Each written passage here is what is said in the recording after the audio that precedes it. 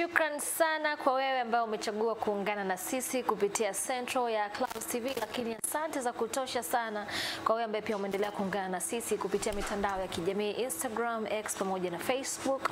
Lakini tunamshukuru pia Mahija Zayumba ambaye ametupitisha kwenye chakula cha kihabari kupitia rada ya Central ya Clouds TV. Tumerejea tena, Ali Kashmir, Farhani Kiham na Ziza Malik. Kolabu ni ile ile. Yes sir, yapo mengi, lakini moja ya taarifa ambayo pia imechukua nafasi kubwa ya kujadiliwa kwenye mitandao mbalimbali ya kijamii ni taarifa ambayo kimsingi imetolewa na Tume Huru ya Uchaguzi juu ya mchakato mzima wa ugawaji wa majimbo, ambapo hii leo kwa taarifa rasmi ni kwamba majimbo 8 ya uchaguzi yameongezeka.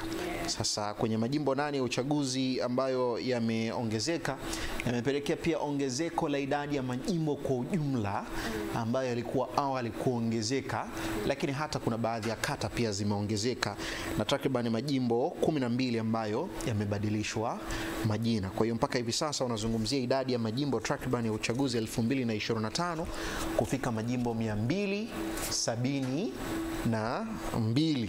Sasa kwenye majimbo haya ambayo ni 272, idadi ya majimbo ya Tanzania bara ni takriban majimbo 222. Lakini kwenye haya majimbo 222 ya Tanzania bara unazungumzia idadi ya majimbo ya Zanzibar takriban 50 kwa idadi ile ya majimbo ya 272.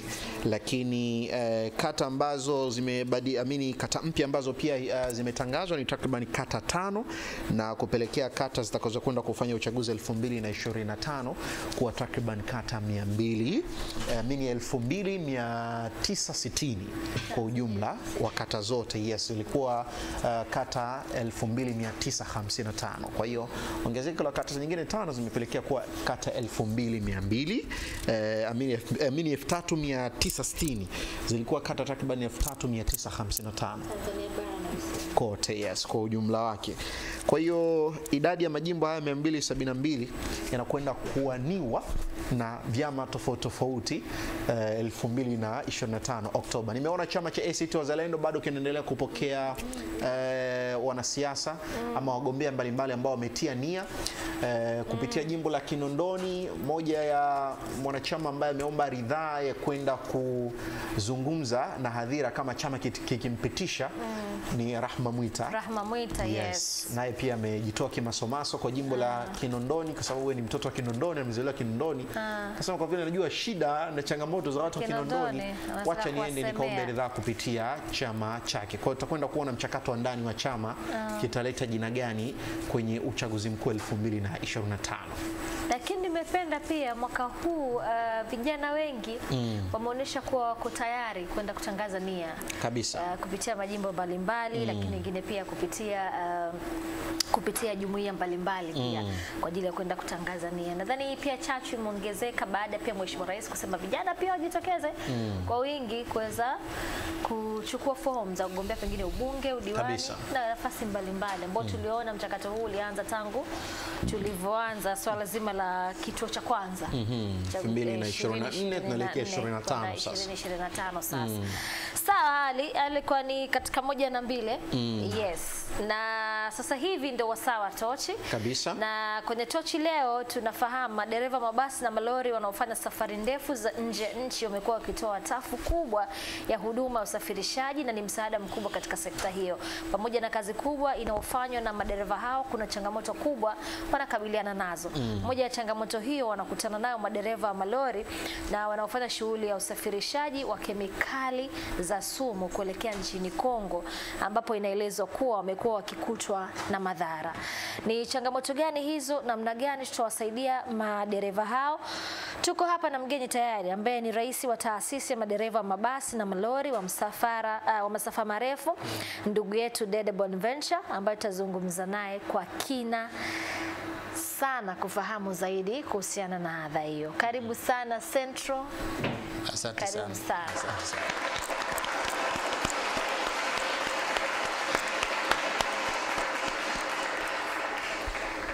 Mr. Dede, habari za huko? Huko salama kabisa. Kuna mtu atakuwa hapa, tuko salama kama unavyotuona vijana, tuko njema kabisa. Tumetulia kabisa. Nashukuru sana. Najua kuna wafuatiliaji wetu ambao watakuwa wanatazama sasa hivi, wao wanajua kabisa kuna kazi, biashara, huduma pia ambao wanatolewa ndugu zetu ambao ni wa madereva maroli na mabasi, na magari makubwa ambao wanakuwa wanaenda Kongo. Lakini hawajui kama wana rais. Lakini leo rasmi kupitia Central, maybe mwingine kwa mara ya kwanza anaenda kumuona na amemuona rais wa chama hicho. Tuambie ndugu yetu kutokea huko kama rais. Kwanza tuambie, kuna mwingine atakuwa anafahamu labda unapatikanaje, yani rais inakuaje mpaka unapatikana, unapigiwa kura au inakuaje? Maana tumezoea huko kwenye michakato mingine, na huko kwanza mchakato huko hivyo hivyo. Rais mwenye ara ndogo jamani. Nashukuru sana. Kwanza ni shukuru Kilauzi kwa kuona umuhimu wetu kwa mara ya kwanza leo katika nchi hii, nasema la ipate uhuru. Kilauzi kuweze kuona umuhimu wa madereva na kuweza kuona jinsi gani tunaweza tukazungumza na kuimarisha jamii kama sisi tupo na kwa namna tunavyopatikana kama viongozi. Moja kabisa kiongozi, sisi tunatengeneza katiba ya baadhi ya wazirishi wa sisi wanatengeneza katiba. Baada ya katiba hiyo inasajiliwa Wizara ya Mambo ya Ndani. Baada ya hapo kuna uchaguzi. Kwa hiyo kuna uongozi wa mpito, lakini kuna uchaguzi sasa ambao unafanyika. Ukiona sasa muda ukifika unafanya uchaguzi. Unaweza kupigiwa kura za tiki kwa sababu kwa kusanya watu wote kwa pamoja ni ngumu. Sasa tunashukuru kwamba nchi yetu ama dunia sasa iko kiganjani. Napiga kula kwa njia ya mtandao. Kwa hiyo zinaangaliwa pale wakina nani wako wanamkubali fulani, wanaangalia historia yako ya utendaji huko nyuma, umesimamia mangapi, mwisho wa siku unainuka kidedea. Ukishashinda basi unaanza kuhudumia sasa idadi ya hao ya eneo. Wapiga kura hapo wanakuwa ni madereva wa mabasi na malori. Mabasi na malori. Okay. Mabasi tuanzia kwa daladala mpaka kwenye mabasi ya abiria kwenda mikoani, lakini tunakuja mpaka kwenye malori kenyewe. Ambao ni lazima wao wanachama. Wanachama ndio muhimu, kipaumbele. Chama kina wanachama wangapi mpaka hivi sasa? Hivi sasa tuna wanachama takriban 6,500. Tanzania nzima. Kwa Tanzania nzima mikoa yetu yote. Lakini unavyojua na hapa nazungumzia chama kinacho simamia madereva wa transit. Tunasimamia madereva wa transit na mabasi ya kwenda mikoani.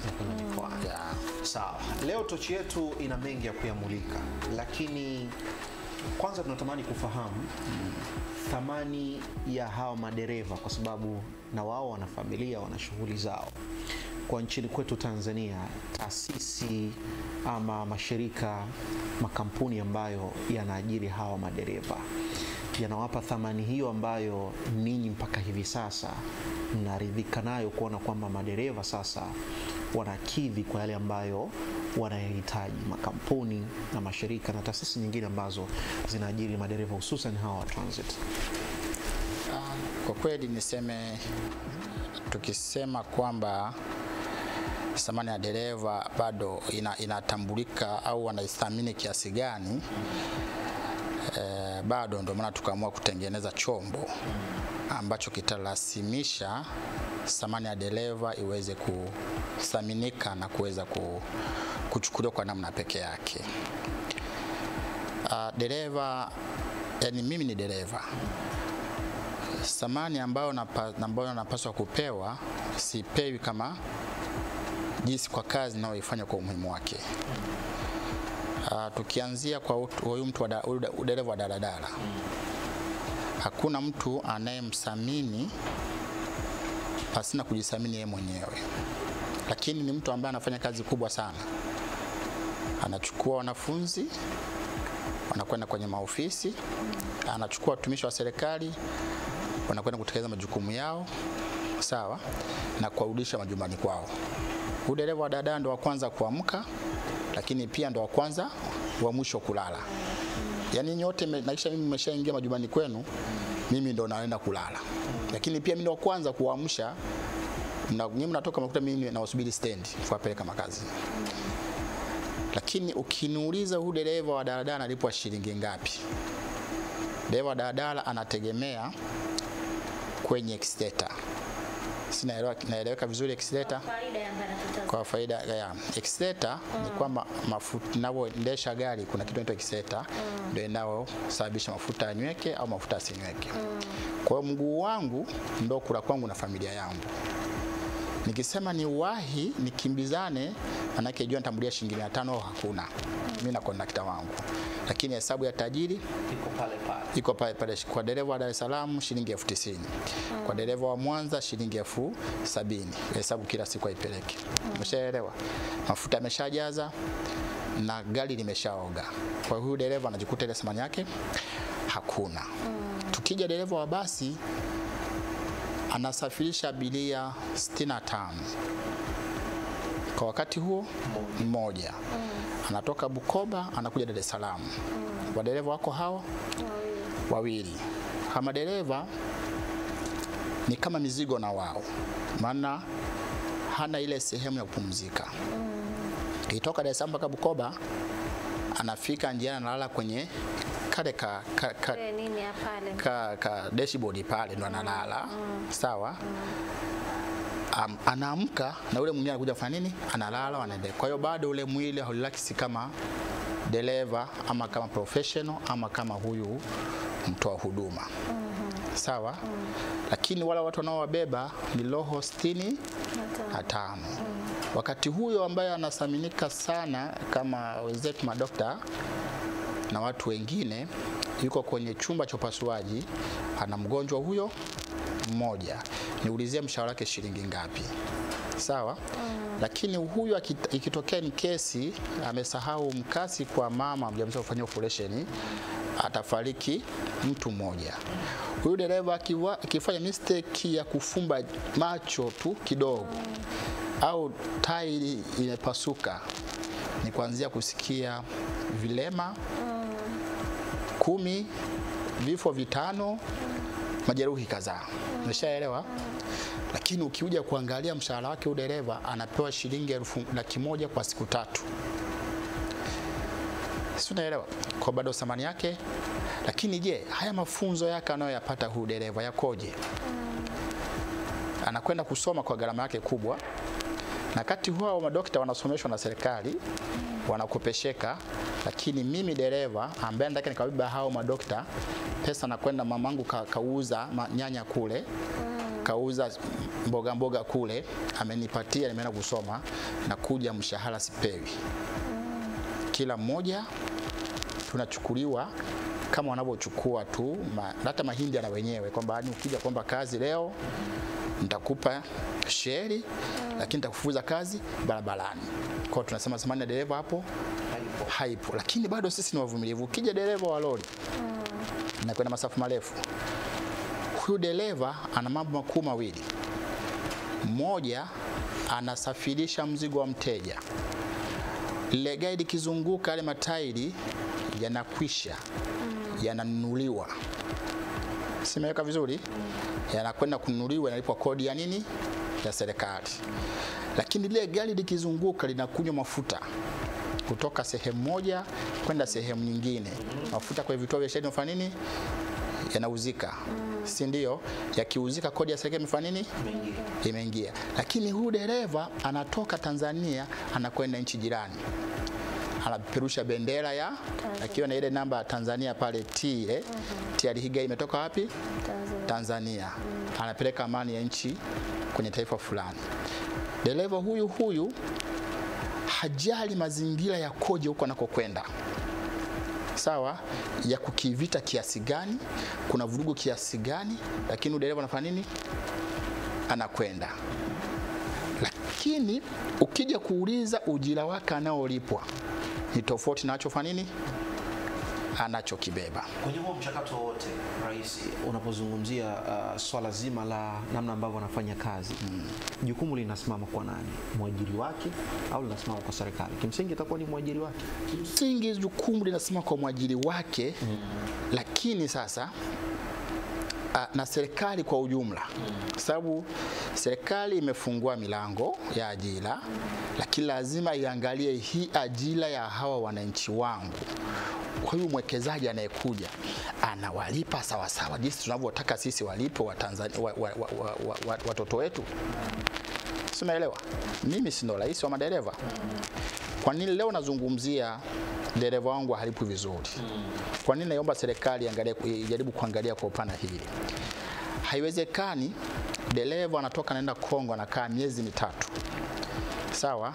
Analipwa mshahara shilingi laki hizo, au pengine analipwa mshahara shilingi 200,000 kwa mwezi, au pengine mshahara halipwi, anaambia mimi nitakupa posho. Sinaeleweka vizuri?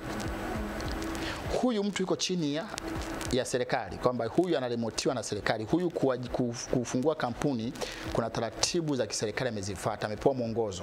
Ukienda TRA pale kuna CRDB, kuna nini, kuna CDO za wafanyakazi. Je, kazifuata? Paka anapewa leseni, huyu hajazifuata.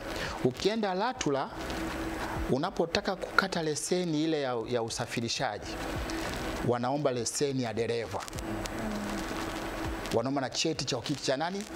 Cha dereva, kuanzia daladala, basi mpaka hizo lori. Bila leseni ya huyu dereva, huyu bwana hapewi nini? Hapewi LATRA. Umeelewa? Kwa kinachofanyika ni nini? Inatafutwa leseni ya marehemu, ya mtu mwingine ambaye hayupo babalani, anakwenda kuomba maombi ya nini? Ana attach zile document, anaomba kwenye mtandao, anapewa huko leseni. Anaomba nani sasa dereva? Anaomba mmiliki wa kampuni ili apate leseni, gari yake isajiliwe kwenye mfumo, lazima attach leseni ya dereva. Sasa kwa kukwepa haya mambo mengine, dereva huyu anakuwa sio yule aliyoko barabarani, na ukienda kwenye system huku, dereva mwingine aliyoko kwenye steering pale ni dereva mwingine. Kwa hiyo hapo kafanya nini? Kakwepa. Tunakuja pale pale kwamba dereva anakwenda Kongo, anapewa mshahara shilingi ngapi? 300,000, miezi 3 anakaa kule. Lakini maisha ya Kongo ni tofauti. Lakini ukiangalia maisha mfanyakazi wa ndani, na yeye mshahara ni shilingi ngapi? 300,000 hiyo. Kimo cha chini cha mshahara wa mfanyakazi, si ndio? 300,000 hiyo. Je, mimi hapo thamani yangu iko wapi? Sasa Rais, ninajua hapo wewe tayari una mpaka umekuwa kiongozi, kuna vitu vingi ambavyo umeviona ndani. Kwa mfano kama hili tulikuwa tulifahamu la kwamba mtu anaweza akaenda kutumia leseni ya mtu ambaye tayari hayuko kwenye wakati wa kusajili. Sasa mnafanyaje kama Rais before tujaenda kuinclude serikali? Tunachokifanya sisi kama viongozi na kama Rais ni kwanza kuwaweka watu sehemu moja. Sawa? Sasa tumeandaa mfumo ambao database ya madereva, kwamba sasa hautakwenda kuomba kazi wewe kama wewe, lazima upitie kwenye taasisi ya madereva. Tutajua kwamba wewe unamwajiri Juma. Sawa? Huyu Juma mimi sina haja ya kuona, nitaingia kwenye system ya mtandao hapa, nitaona kwenye database kwamba Juma ameajiriwa na Mwana Mohamed, ana mshahara wake ni kiasi fulani, amefanya vizuri. Kuna kampuni nyingine inahitaji madereva, kama inavyoona sasa hivi nchi imefunguka, madereva na kesi, lakini lazima wapite kwenye nini? Kwenye taasisi, ili tuweze kusimamia kwamba hiki unachomlipa huyu dereva, je, wewe ungeweza kukifanya? Ungeweza kumpa mtoto wako kaenda huko Kongo, au akafanya hizi kazi kwenda Dar Mwanza kwa mshahara wa shilingi 100,000? Hivi ni kwa madereva wote ama baadhi? Baadhi, sio madereva wote. Kuna kampuni ambazo zinalipa vizuri, tena zaidi ya vizuri. Mshaelewa, ndio tunafanya nazo kazi. Kuna kampuni ambazo zenyewe hata kuingiza kiongozi mguu wako ni shida. Sawa? Nataka ndio nione na HR au nione na manager. Unaambiwa, yani utakutana maswali mengi sana.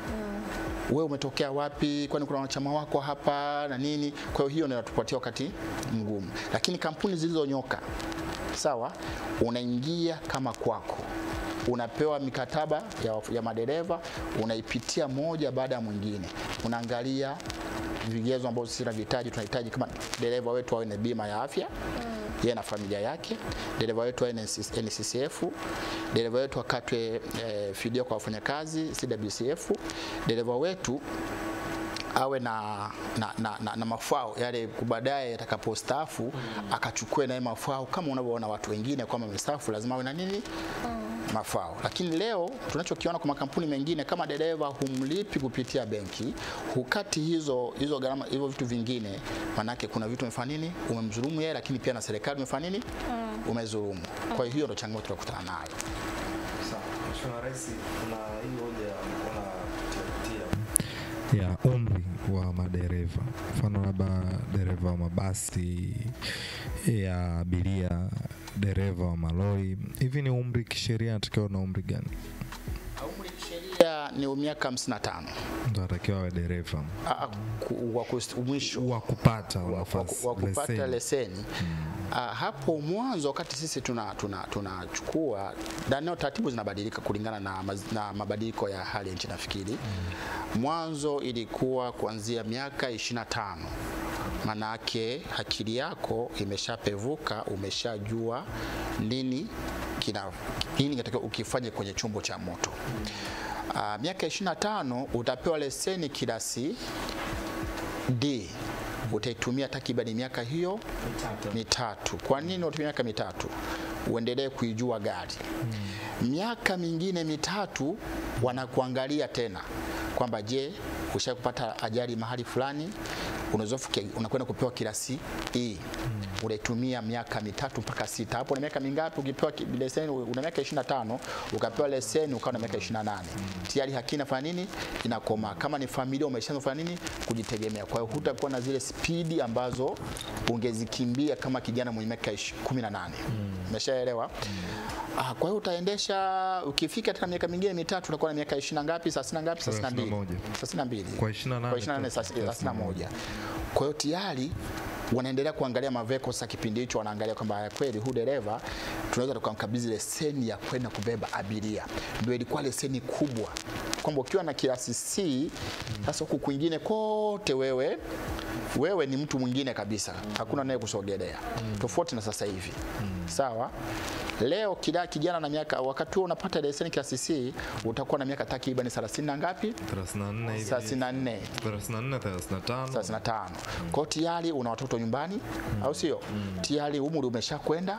Ukitembea speed 80, mguu lazima uondoe mwenyewe kwamba watoto wangu kule nyuma fanya nini? Wako wenyewe. Mke watarisi watu. Umeshaelewa? Lakini leo dereva ana miaka, kijana miaka 18, 21, 22, 25. Tayari nguvu, sio anaendesha basi, ana leseni kilasi C plane. Na kati leseni si kipindi hicho huwezi kupata leseni kilasi C plane ukiwa na miaka 20 ngapi? Una miaka unaipata wapi sasa? Tunakuja hapo sasa. Nyinyi vijana hatujafika huko hatujafika, kitu tutafika kwa sababu tunahitaji tuseme na tunahitaji kusaidia umma. Unapatia wapi? Hizi leseni sisi kama dereva hatutengenezi. Sawa? Maana tuna imani kwamba tunakwenda kwenye mamlaka zinazosimamia nini? Utoaji wa leseni na upatikanaji wa mafunzo. Tunakwenda pale maana tumekamilika kwamba sisi ni madereva kutoka vyuo. Tumefaulu. Lakini hapo mwanzo nafikiri mnajua wimbi la ajali liongezeka sana kutokana na vijana kuwa wengi barabarani, lakini pia kuzisomea hizi gari. Kila gari ina uendeshaji wake. Sio leo Benzi utailinganisha na gari ya Mchina. Leo Scania huwezi kulinganisha na Ho. Ni vitu tofauti. Ho ina gia 12, Scania ina gia 16, Benz ina gia mpaka 10 na ngapi hivyo. Kwa hiyo kuna vitu ambavyo viko tofauti. Sasa leo kijana wa leo wanapata leseni kilasi C plane, ana madaraja yote yamejaa kwenye leseni. Ukiuliza ameipataje shule ilikuwa intake ya ngapi, hana majibu ya kujibu. Sasa tuniswali mimi na tuulizane, je, tunazipata wapi? Pengine ndio chanzo kikubwa sana cha ongezeko la ajali barabarani. Hilo limesababisha ajali zimekuwa nyingi, lakini shukuru serikali hii awamu ya 4 awamu ya sita kwa kuliona hili na kufanya mabadiliko baadhi ya maeneo mbalimbali, ikiwemo upande wa jeshi la polisi ambao wasimamizi wakuu wa kutoa hizi leseni na kuona kwamba hizi ajali kuna mahali nyinyi mliteleza na kuchukua hatua stahiki maeneo mbalimbali. Mr. Dede, muda wetu sio rafiki, tuende kwenye hili sasa ambalo limekuwa ni changamoto ambao wanakutana nao madereva wa malori ambao wanafanya shughuli zao za usafirishaji wa kemikali ya sumu kuelekea nchini Kongo. Tuambie kuhusiana na hili. Naamini liko mezani kwako, umelisikia, unalifahamu. Tunafanyaje kuhusiana na ndugu zetu hawa? Usalama wao koje? Wana elimu ya kutosha? Wanafahamu madhara? Tunakuja pale pale kwamba hii imekuwa ni msiba mzito. Na kwetu ni mwiba mchungu.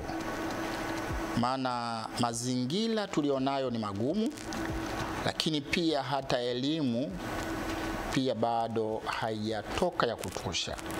Haikumbukwe hii chemical mwanzo ilikuwa haipiti katika bandari zetu.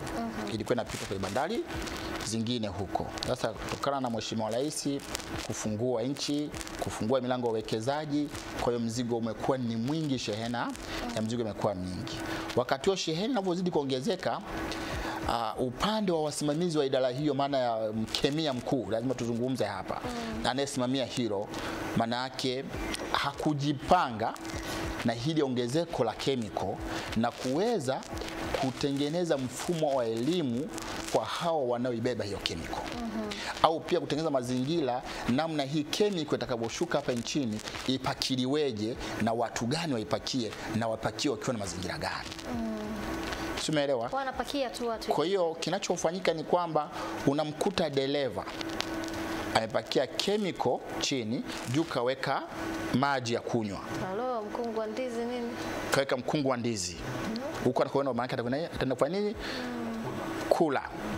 Lakini unakuta dereva amepakia chemical, hana safety, hana vitu vya kujikinga.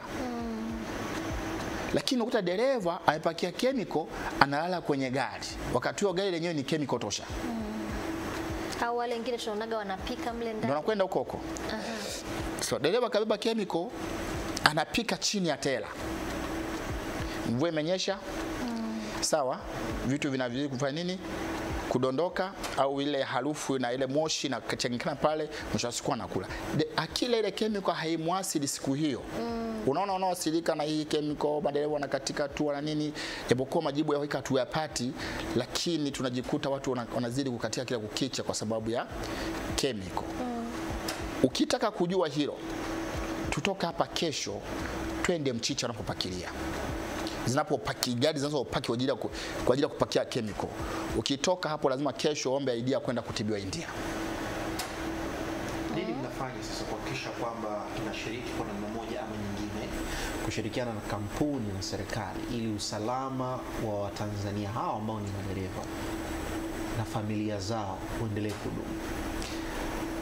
Yaani tuseme kwamba kampuni zetu hizi tulizonazo, baadhi yao ziko kwa maslahi, hazijali kabisa kuhusu dereva afya yake. Ziko chache ambayo inakusema kama nataka ukapime afya ndo uje upakie mzigo ondoke.